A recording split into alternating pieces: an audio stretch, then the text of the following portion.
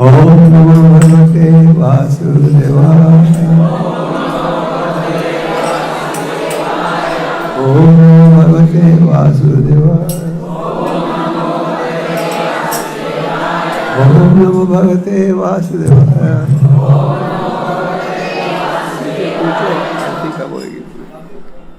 ओम ज्ञानतिमिरन्धस्य ज्ञानाञ्जनशलाकया चक्षुर्मिलितं तस्मै श्रीचैतन्यमनोभीष्टं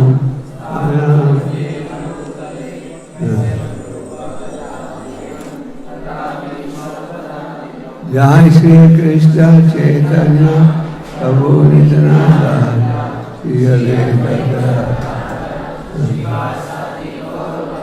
हरे कृष्णा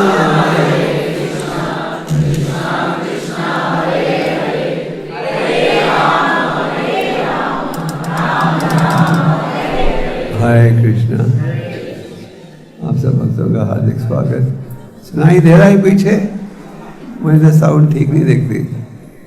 पीछे सुनाई दे रहा है? तो आपने देखा कि जगन्नाथ जी का अभिषेक हो रहा था और आपने ये भी सुना होगा कि आज है उनकी स्थापना की 8th एनिवर्सरी। तो जगन्नाथ जी के विषय में अनेक लीलाएं हैं। भगवान जगन्नाथ के रूप में कैसे प्रकट हुए भगवान, संक्षेप में ये चर्चा करेंगे। हजारों साल पूर्व पृथ्वी पर एक राजा थे, जिनका नाम था महाराजेंद्रदुम्न। महाराजेंद्रदुम्न बड़े धार्मिक विचार के थे। दिन रात भगवान की सेवा में जुड़े रहते थे। हालांकि राजा थे, उनका भाव था भगवान की सेवा और सदा यही भाव था। आरती कितने हो जाए? 1 बजे बाद। तो महाराज जब अपने महल में थे, एक दिन एक ब्राह्मण आया और ब्राह्मण राजा के महल में पहुंचा और कहा कि राजा, भगवान प्रकट हो चुके हैं और उनका नाम है क्या? नीलमाधव। और ये नीलमाधव का रूप इतना खूबसूरत है कि आप देखोगे तो भूल जाओगे हर चीज। बड़े बहुत ही सुंदर रूप है। 2 प्रकार के विग्रह होते हैं।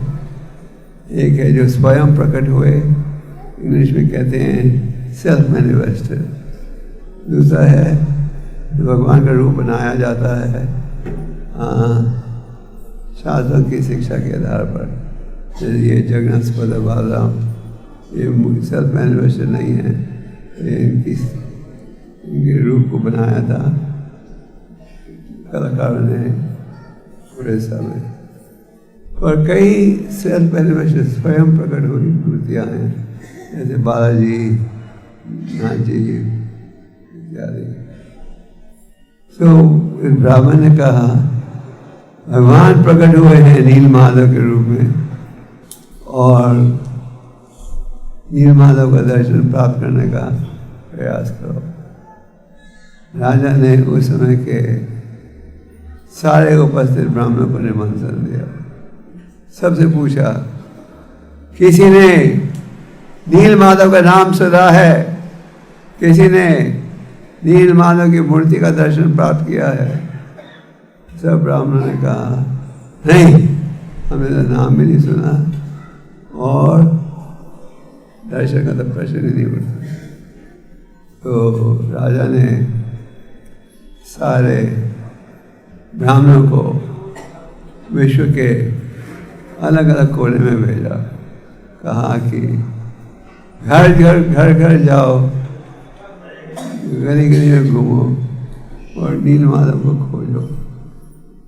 तो सब ब्राह्मण गए कोई दक्षिण की उत्तर, कोई उत्तर की तरफ, और सब ब्राह्मण घर घर गए, लोगों से पूछा आपने नील माधव नाम सुना है, विग्रह का दर्शन प्राप्त किया है? सबने कहा नहीं, हमने कभी नाम भी नहीं सुना, दर्शन भी नहीं लिया। और सारे ब्राह्मण वापस लौट गए। राजा बड़ा दुखी था कि नील माधव को नहीं खोज पाए। एक ब्राह्मण था जो वापस नहीं लौटा। उस ब्राह्मण का नाम क्या था? विद्यापति। विद्यापति ने कहा मैंने जरूर ढूंढना है नील माधव को। तो विद्यापति घर नहीं लौटा। वो एक स्थान में रह रहा था जहाँ की एक और उत्तम कोटि का भक्त निवास कर रहे थे, विश्वासु, जिनकी एक बेटी थी जिनका नाम था ललिता। तो विद्यापति की पहचान बढ़ गई ललिता के साथ। और उसने देखा कि हालांकि इनका जन्म नीची जाति में था, ये विश्वासु की सेवा थी, वो नीची जाति का था। तो विद्यापति ने देखा कि नीची जाति का जन्म है, उसका चरित्र आचरण ब्राह्मणों से भी उत्तम है। तो दोनों का विवाह हो गया। और विद्यापति ने देखा कि विश्वासु रोज जाता है रात के समय, शाम के समय, कहाँ जाता है पता नहीं, और एक दो दिन बाद लौटता है। जब लौटता है तो उसके शरीर से इतनी सुगंध आती है कि ऐसे लगता है कि वो स्वर्ग से लौट रहा है। ऐसा भाव। तो विद्यापति ने अपनी पत्नी से पूछा तुम्हारे पिता कहाँ जाते हैं? कई बार 2-2 दिन नहीं आते, 3 दिन नहीं आते, आते तो शरीर में इतनी अच्छी सुगंध होती है। तो ललिता ने कहा मैं नहीं बता सकता। विद्यापति विश्वासु को हमेशा चिंता थी कि अगर किसी को पता लग जाए नील माधव कहाँ हैं तो शायद नील माधव की सेवा समाप्त हो जाए, क्योंकि कोई धनी व्यक्ति होगा तो नील माधव को लेकर अच्छा मंदिर बना देगा। तो पहले तो पत्नी ने कहा नहीं, मैं तुम्हें नहीं बता सकती कहाँ जाता है मेरे पिता। फिर विद्यापति ने कहा बताओ। फिर पति ने कहा इस जंगल के कोने में एक स्वयं प्रकट हुई मूर्ति है जिनका नाम है नील माधव, और मेरे पिता कई सालों से नील माधव की सेवा कर रहे हैं। वो चाहते नहीं कि किसी को पता लगे, क्योंकि उन्हें डर रहता है कि कोई धनी व्यक्ति को पता लगेगा, राजा को पता लगेगा तो उसकी सेवा समाप्त हो जाएगी, कि राजा मूर्ति को लेकर अच्छा मंदिर बना देगा। तो जब विद्यापति ने नील माधव का नाम सुना वो इतने प्रसन्न हो गए, क्योंकि वो निकले थे किसे ढूंढने के लिए? नील माधव। उन्होंने पत्नी को कहा मुझे ले जाओ नील माधव के दर्शन के लिए। विश्वासु ने कहा नहीं नहीं नहीं, मैं किसको नहीं ले जाऊंगा उधर। जब पति ने कई बार कहा तो विश्वासु ने कहा अच्छा एक शर्त पर, आंखों को बंद कर देंगे पट्टी लगाकर, और इसलिए क्योंकि फिर उसको पता नहीं रहेगा कौन से रास्ते से वहाँ पहुँचना चाहिए। तो विद्यापति ने कहा ठीक है। तो सरसों के बीच ललिता ने एक कपड़े में लपेट कर पति को दे दिया था, और पति को वो ले जा रहे थे नीलमाधव के स्थान पर। कौन? विश्वासु। जब वो पहुंचे उस स्थान पर तो विश्वासु ने विद्यापति की आंख की पट्टी खोल दी।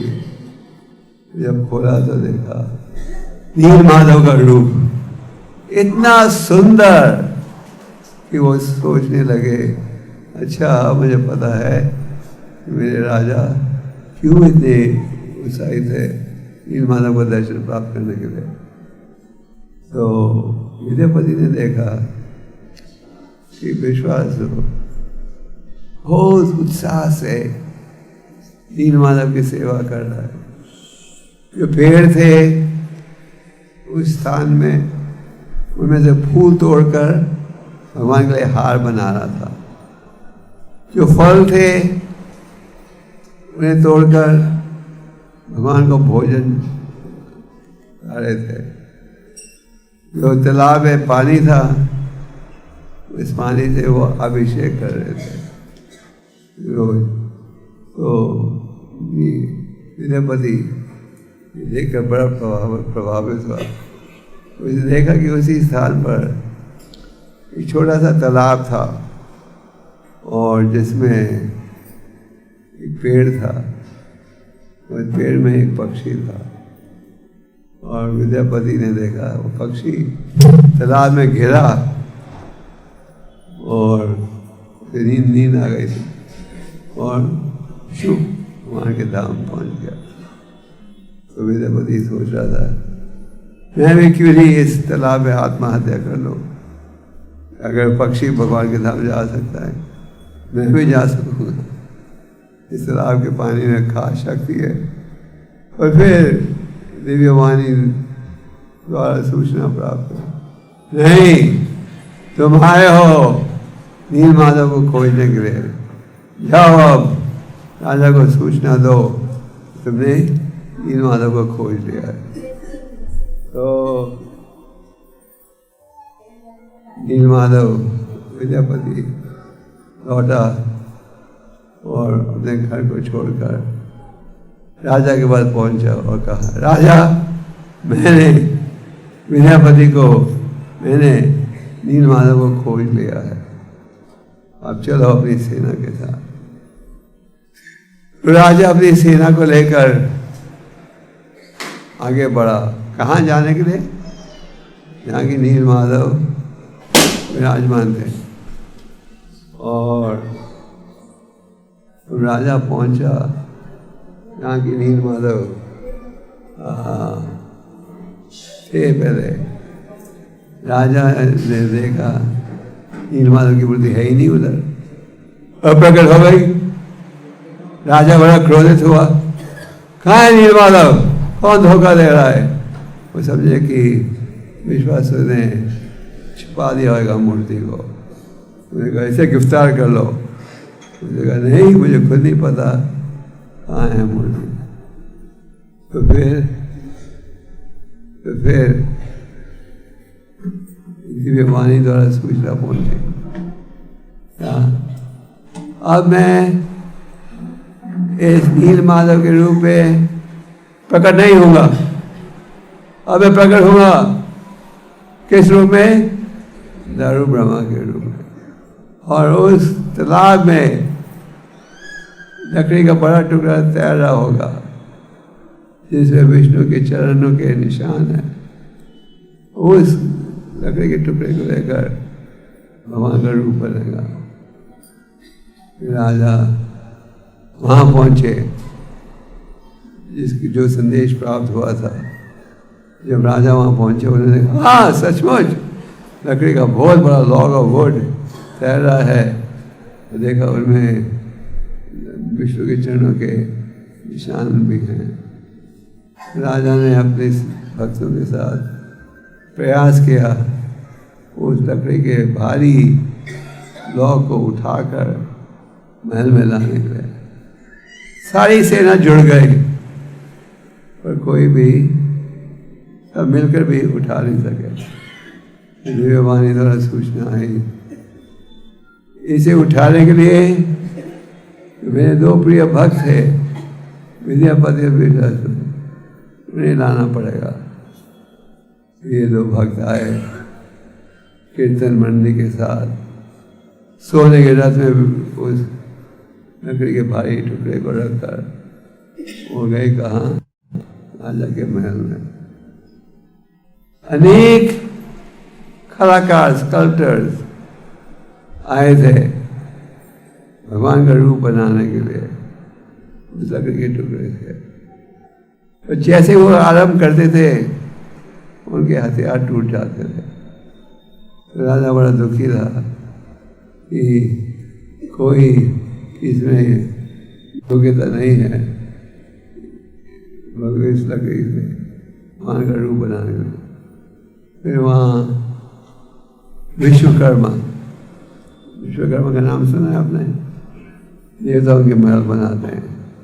विश्वकर्मा आए उधर। विश्वकर्मा ने कहा मैं रूप बना दूंगा पर एक शर्त पर, 21 दिनों के लिए कोई अंदर नहीं आए, और अगर कोई आएगा तो मैं प्रकट हो जाऊंगा। राजा ने कहा ठीक है, एग्री, मंजूर। तो विद्यापति ने तो विश्वकर्मा एक कमरे में दरवाजा बंद करके आरंभ कर दिया भगवान का रूप बनाना। और विश्वकर्मा और इंद्रदम्न महाराज दरवाजे के आगे उन्होंने अपने कानों को जोड़ लिया था और बड़े ध्यान से सुन रहे थे। क्या टिक टिक टिक टिक टिक टिक टिक। हम लोग जब बॉम्बे मंदिर बना रहे थे तो प्रभुपाद जी अपने 5वें मंजिल के फ्लैट में थे तो पूरा मंदिर समाप्त नहीं हुआ था और काम चल रहा था, नीचे पत्थरों पर टिक टिक टिक हो रहा था। तो भक्तों ने पूछा ये टिक टिक टिक आपको डिस्टर्ब तो नहीं कर रहा? तो बाबा ने कहा नो, दिस इज कीर्तन, ये कीर्तन है टिक टिक टिक, जब करते हो बजाते हो। क्यों?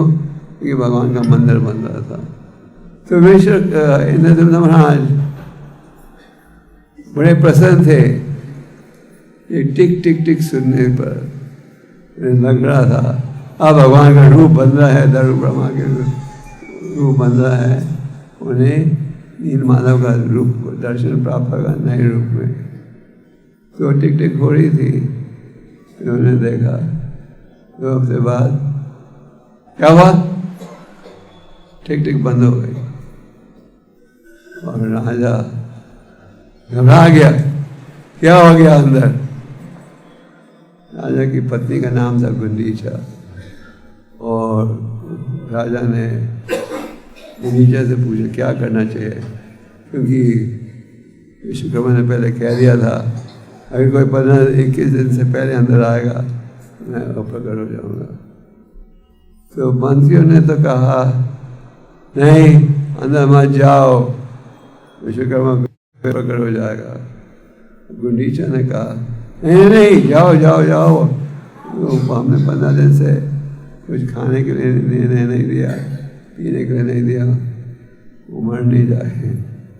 राजा जी ने जब द्वार खोला तो देखा ये रूप जगन्नाथ सुभद्रा बालाराम का जो आप देख रहे हो। और जब राजा ने इस रूप का दर्शन किया पहली बार, उन्हें लगा कि रूप अधूरा है। अगर कोई नया व्यक्ति जगन्नाथ जी का दर्शन ले तो ऐसे लगता है कि ये अधूरा है। तो राजा शोक कर रहा था तो क्यों जल्दी आ गया, ये रूप अधूरा रह गया है। फिर वहाँ नारद मुनि आए जिन्होंने कहा नहीं ये अधूरा नहीं है, भगवान की इच्छा क्या कि इस रूप में जगन्नाथ जी की इस रूप में भगवान की सेवा की जाए। तो यही नील माधव बन गए क्या, जगन्नाथ सुभद्रा और बलराम। तो ये तो संक्षेप में कथा बताई है, इसके कई वर्णन हैं। और प्रभुपाद जी ने सबसे पहले जगन्नाथ जी की स्थापना की थी। कहाँ, कौन से शहर में? प्रभुपाद जी के शिष्य मालती दासी गई थी बाजार, वहाँ एक इंडियन बुटीक में पहुँची। वहाँ अलग अलग टोकरी में मूर्तियाँ थी, एक टोकरी में जगन्नाथ जी की, एक में बालराम, एक में सुभद्रा। तो मालती ने एक उठा लिया और घर मंदिर ले आई। मैंने प्रभुपाद जी को कहा, I found this doll in an Indian store, ये गुड़िया मुझे मिली है इंडियन दुकान में। प्रभुपाद ने कहा कि ये अकेले थी या और भी मूर्तियाँ थी? फिर मालती वापस लौट के गई और दुकान पर गई तो देखा और भी थी। फिर मालती सुभद्रा, बालराम, सुदर्शन को लेकर वापस प्रभुपाद जी को लौट गई। प्रभुपाद जी ने इन मूर्तियों को अपने टेबल में बिठाया और भक्तों को पूरी कथा सुनाई। इस प्रकार नीलमाधव प्रकट हुए जगन्नाथ सुभद्रा बालराम के रूप में। फिर प्रभुपाद जी ने रथ यात्रा की चर्चा की और प्रभुपाद ने कहा, कोई मूर्ति बनाना जानता है? स्कल्पटर एक भक्त थे श्याम सुंदर मालती के पति, उन्होंने जिम्मेदारी उठाई। थे केमिकल इंजीनियर, उनमें ये कला भी थी। तो फिर उन्होंने मूर्ति बनाई और सैन फ्रांसिस्को में 1967 में पहला इस्कॉन की रथ यात्रा हुई थी। और पापा ने कहा, तुम्हारे देश में न्यूयॉर्क है, न्यू ऑर्लिन्स है, न्यू जर्सी है। मैंने कहा, वाई नॉट न्यू जगन्नाथपुरी। तो फिर सैन फ्रांसिस्को का नाम, दुनिया तो सैन फ्रांसिस्को के नाम से जानती है, तो भक्त उस शहर को जानते हैं न्यू जगन्नाथपुरी के नाम से। जगन्नाथ सुभद्रा बालराम अत्यंत दयालु हैं। एक पांडा था जगन्नाथपुरी में, जिसका नाम था गीता पांडा। रोज 18 अध्याय गीता का पढ़ता था, रोज। और उसका नाम था अर्जुन मिश्रा, क्योंकि वो दिन रात गीता पढ़ते रहता था। उसको लोगों ने नाम दे दिया था, क्या? गीता पांडा। तो एक बार बहुत भारी बारिश आई जगन्नाथपुरी में, बहुत भारी बारिश, और गीता पांडा बाहर जा नहीं सका चंदा इकट्ठा करने के लिए, पांडागिरी करने के लिए। उसकी पत्नी बार बार कहती थी, तुम जाओगे नहीं तो हमारे 3 बच्चे भूखे मर जाएंगे। और गीता पांडा हमेशा कहता था, बारिश आ रही थी तो इसलिए बाहर नहीं जा पाया। तो वो खुश था, वो गीता पढ़ रहा था। पत्नी को चिंता थी घर का खर्चा कैसे चलेगा, तो वो तो खुश था। तो गीता पांडा ने कहा, डोंट वरी, घबराओ मत, भगवान हमारी सुरक्षा करेंगे। उन्होंने भी गीता का श्लोक लिखाया, चिंता भगवान कहते हैं, मैं भक्तों में जो कमी भी है मैं दूर करता हूँ। तो पत्नी ने 3 जगह काट दिया, ये संभव नहीं है। तो वो अत्यंत दुखी थी। पति सारा दिन गीता पढ़ते रहता है और घर में मेरे को पैसा नहीं है। तो जब वो विश्राम कर रहे थे तो एक दिन दोनों भाई आए। कौन? जगन्नाथ और बालराम। दोनों भाइयों ने दरवाजा खटखटाया तो कहा, हम गीता पांडे के दोस्त हैं, हम ये सब भंडारा लाए हैं तुम्हारे लिए, तुम्हारे खानदान के लिए। आप सब जितना खाना चाहते हो बच्चों के साथ खा सकते हो। पत्नी ने कहा, बैठ जाओ, मैं प्रसाद खिलाऊं, प्रसाद लेके जाना। और इन 2 भाइयों ने कहा, नहीं। उन्होंने कहा, हमारी जीभ में 3 जगह छाले पड़े हैं, हम नहीं खा सकते। गीता पांडा जब उठा सुबह, पत्नी ने कहा, तुम्हारे 2 दोस्त आए थे, जिन्होंने पूरा कमरा भर दिया भंडारे के साथ। और गीता पांडा ने पत्नी से पूछा, तुमने उनको प्रसाद तो खिलाया था कि नहीं? उन्होंने कहा, मैं खिलाना चाहती थी, पर जब मैंने कहा खाना खाओ प्रसाद, उन्होंने कहा उनकी जीभ कटी हुई है 3 जगह। वो गीता पांडा समझ गए कौन आए थे, जगन्नाथ और बलराम। क्योंकि गीता जगन्नाथ बलराम की अनेक लीलाएँ हैं, हमें उनकी लीलाओं का स्मरण करना चाहिए। तो ये प्रार्थना करनी चाहिए कि हम भगवान के शरणागत हो। जगन्नाथ सुभद्रा बलराम की गौर प्रेमानंद।